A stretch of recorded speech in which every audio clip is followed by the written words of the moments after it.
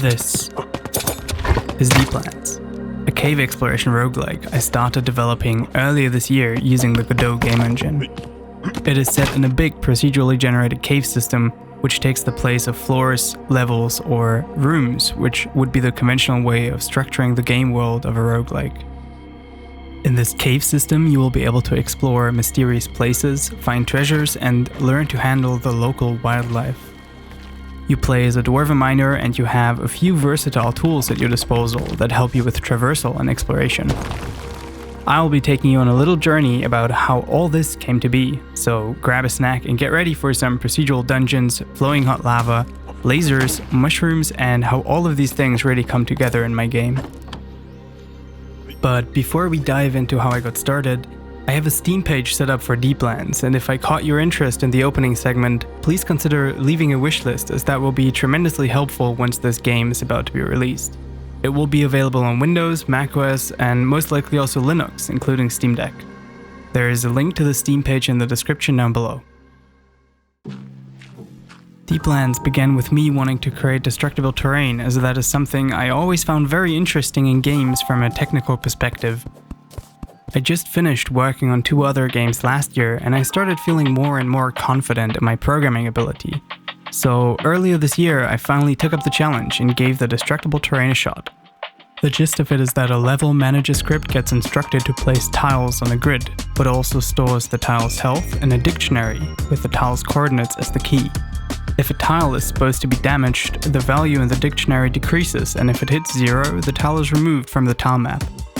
The player controller and other sources of damage can then issue requests to the level manager to damage tiles at certain locations. Before implementing all of these ideas, I decided that I wanted the game to have a somewhat minimalist pixel art aesthetic, with a base tile size of 8x8 pixels. I worked on too many game projects in the past that succumbed to their choice of art style and the time investment caused by that. This way I could focus more on the technical challenge at hand and potentially even get inspiration out of the limitations that the lower resolution comes with. So I got to work and created the first version, which also features an early player controller. As a finishing touch, I grabbed a shader I created for a horror game project I was working on at the time. This shader basically takes the color of each pixel on screen and shifts it to the nearest color it can find in a predefined color palette. For this, I'm using a slightly modified Dawnbringer 32 palette from lowspec.com. This does this cool thing to the lighting, where there are these bands of color as the lights get dimmer. It also gives the game a nice, crunchy look. This is what it looks like without it on, by the way, and yeah. Anyways, after this first version, I got a lot of different ideas where I could take this project, so I decided that I wanted to expand on it and potentially even turn it into my first commercial release.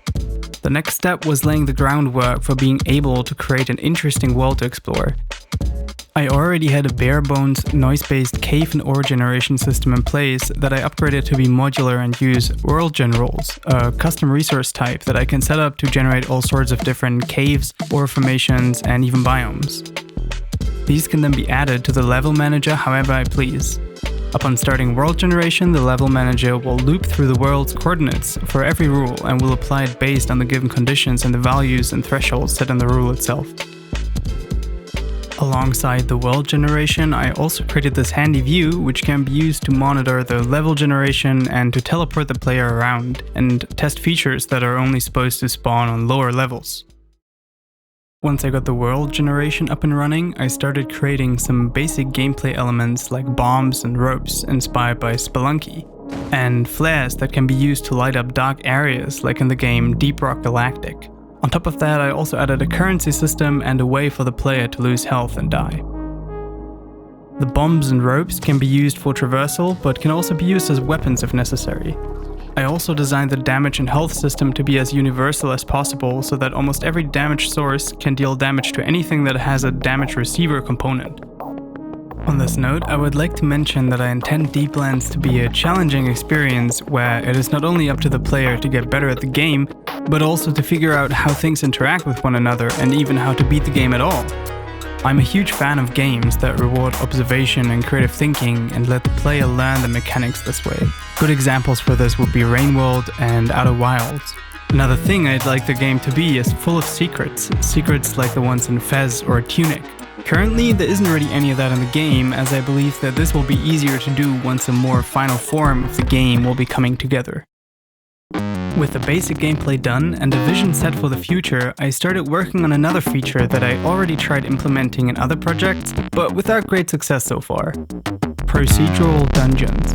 These are essentially small roguelike levels that will be naturally embedded in the game world. For this to work, I would have to figure out a way to create and place structures in the world map. My first iteration of this was using Godot's built-in tilemap patterns.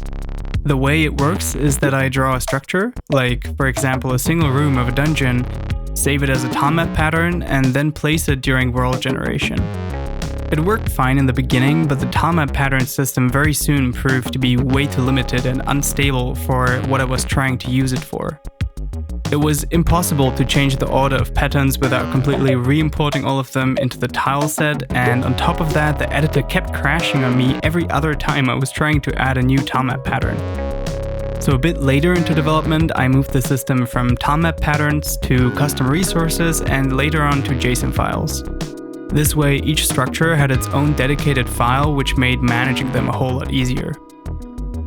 Alongside the structure system, I created some tiles that would automatically be replaced with some procedurally generated content so that the dungeon rooms feel a bit different every time.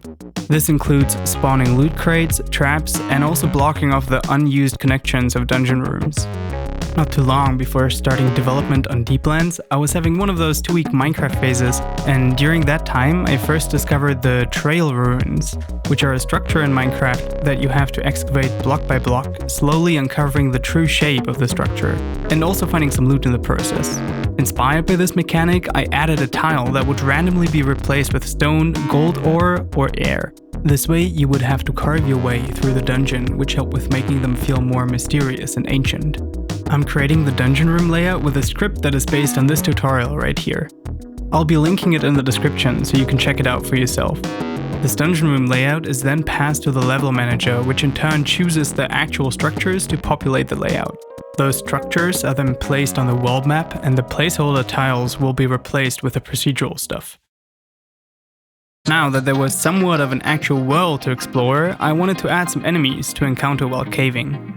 The first few enemies I added were this crawly creature and this little stone golem that throws rocks at you.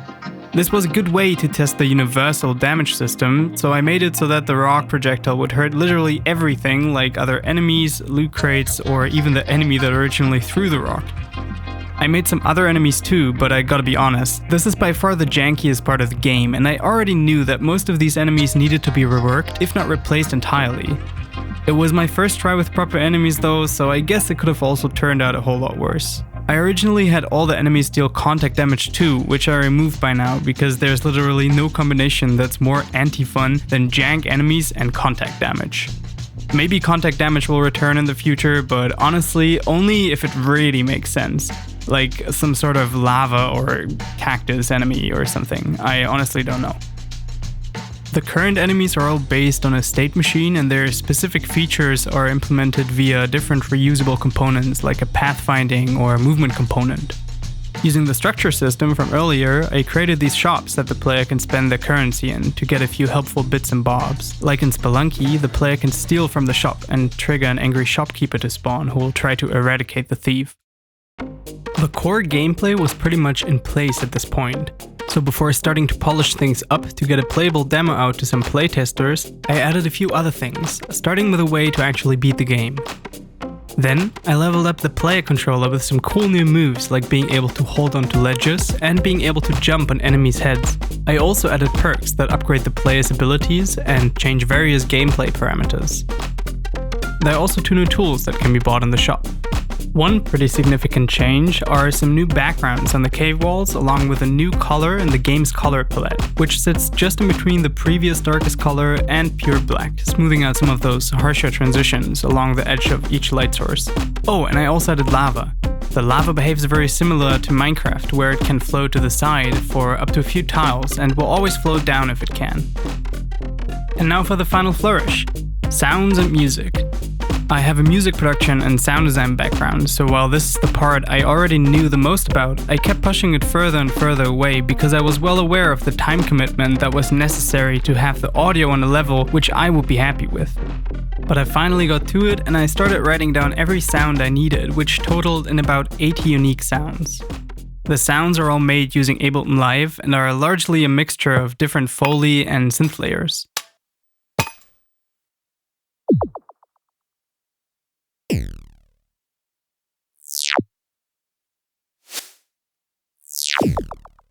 For the music, I created a bunch of different song layers which are implemented and mixed dynamically using FMOD. FMOD is a middleware that you can integrate into your game engine like a plugin. It lets you create dynamic mixes that can adapt to different situations in the game. I created layers for different depths, for when the player is inside a dungeon,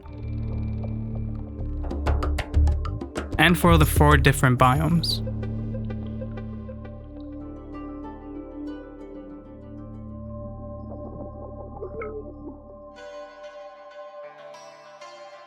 There is also a subtle percussion layer that starts playing when an enemy is nearby, akin to Rain World. All of this took about 3 weeks to create and implement, but at least it shouldn't take that long again if I just add all the needed sounds for a feature when I first implemented. Despite all that, it was really worth it though. I mean, listen for yourself.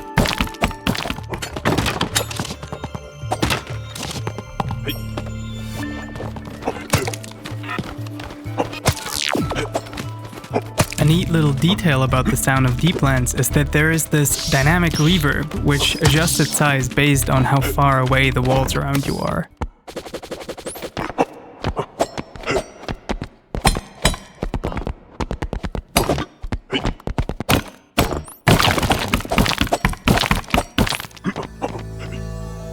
This is essentially the current state of the game, but there are still things I haven't shown or topics I have only brushed over.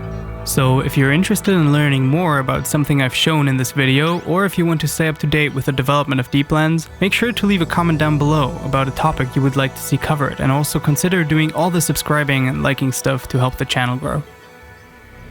And before I end the video here, I would like to give thanks to all of the people from my Discord that helped me playtest the game so far. I am also letting in new people to the Deeplands playtest from time to time, so if you want to sign up for that, or if you just want to chat, come say hi, the link is down below. Finally, I hope I could get you excited for this little caving roguelike, so stay tuned and thanks for watching.